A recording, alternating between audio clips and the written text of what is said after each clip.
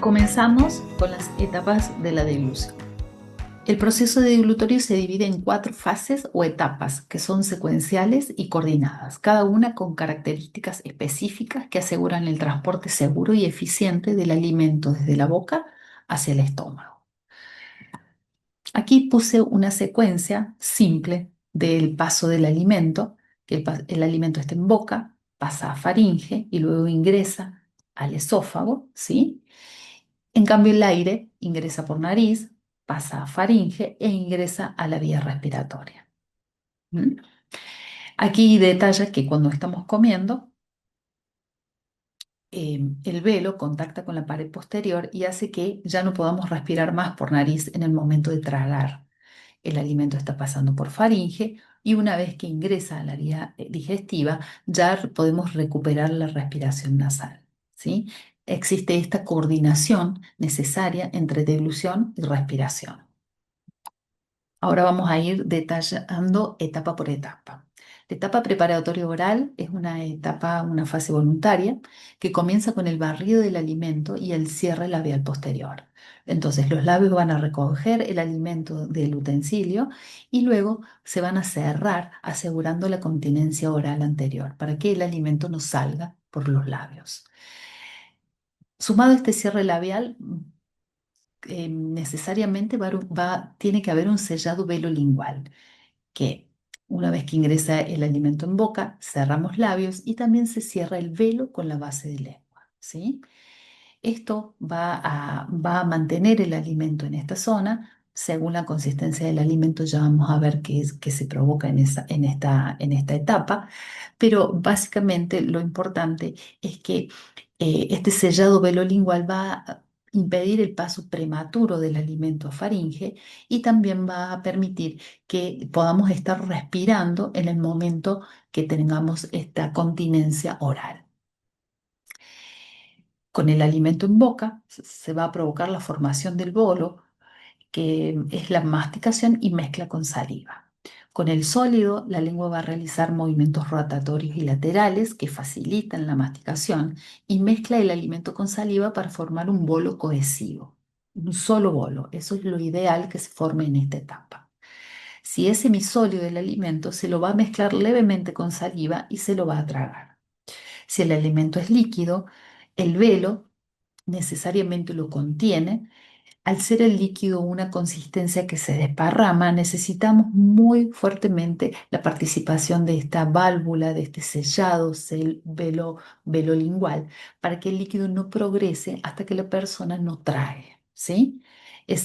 Por eso es más complicado la ingesta de líquidos en general en todas las personas.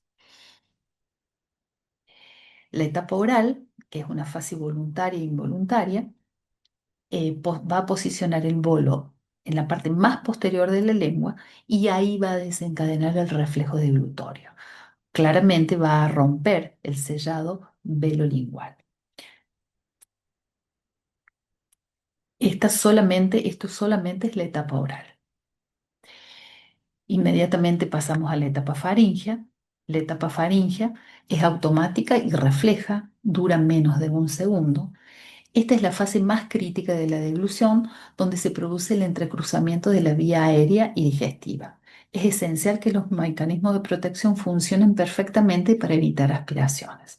Recuerden que cuando teníamos el alimento en boca, nosotros, gracias al sellado velolingual, podíamos respirar tranquilamente por nariz mientras estamos masticando el alimento o simplemente contenemos el alimento en la boca, podemos respirar. Inmediatamente cuando posicionamos el bolo alimenticio en la parte más posterior de la lengua, ya empieza a cambiar todo. Ya necesitamos que este velo, por la ruptura, por el progreso del alimento, se rompe esta válvula velolingual, este velo contacte con la pared posterior faríngea para evitar que haya regurgitación nasal.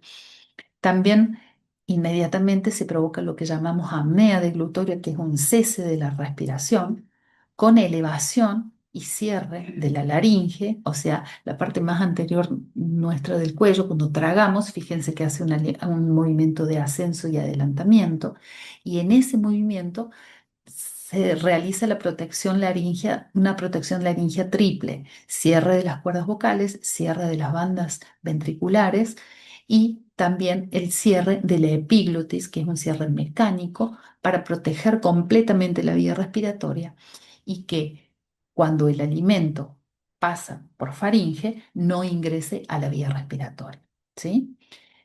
Eh, También es ayudado por la propulsión lingual posterior, que es un retroceso y ascenso de de la raíz de la lengua que impulsa el bolo hacia la hipofaringe, y también el peristaltismo faríngeo dado por los constrictores faringeos. Aquí tenemos tres constrictores faringeos y faringe que contraen secuencialmente y que van a ir propulsando el bolo hacia el esófago. Acá ya tenemos la entrada del esófago.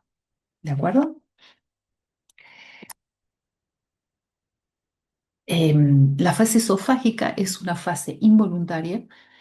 Comienza cuando el bolo alimenticio atraviesa el esfínter esofágico superior e ingresa al esófago, finalizando cuando alcanza el estómago tras atravesar el esfínter esofágico inferior. O sea que el esófago tiene un esfínter de ingreso y un esfínter de egreso. Estos dos esfínteres en reposo están en contracción y deben dilatarse para el paso del alimento. Durante esta fase, el bolo es transportado por las dos fuerzas complementarias: ondas peristálticas, que son contracciones musculares involuntarias y coordinadas que progresan en sentido descendente, empujando el bolo hacia el estómago, y la gravedad, que facilita el tránsito, especialmente en posición vertical, aunque el peristaltismo puede transportar el alimento incluso en posición invertida. El proceso completo dura entre 8 y 20 segundos, dependiendo de la consistencia del bolo y la posición corporal. Al final de la fase se produce la relajación del esfínter esofágico inferior, el cardias, permitiendo la entrada controlada del alimento al estómago y evitando el reflujo gastroesofágico. Aquí vamos a ver una animación de una deglución. Fíjense que aquí realiza el barrido labial, ¿sí? El alimento ingresa a boca, hay continencia anterior, la lengua mueve el alimento es masticado y mezclado con saliva. Aquí rompe el sellado velolingual, el alimento progresa faringe, baja epiglotis, progresa e ingresa al esófago, ¿sí? Se lo ve muy simple, pero realmente tiene que haber una muy buena coordinación para que el alimento no entre a la vía respiratoria. Perdón,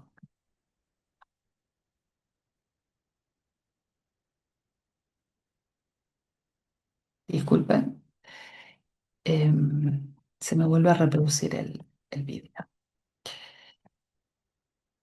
Y por último, quería poner este cuadro que hablamos de la preponderancia muscular según la consistencia, ya que es muy importante tener en cuenta cuando alimentamos a las personas mayores.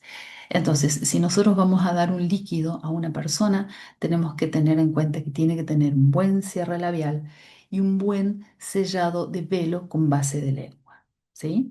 Si le vamos a dar un semisólido, el paciente tiene que tener más fuerte la musculatura faríngea, porque es la faringe la que va a tener que hacer más fuerza para pasar esa consistencia.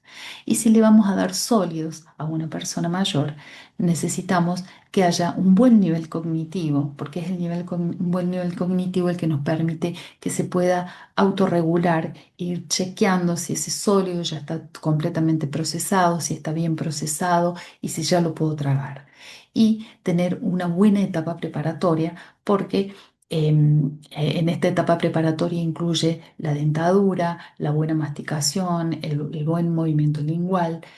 Entonces todo esto se tiene que dar para que una persona adulta pueda ingerir un sólido.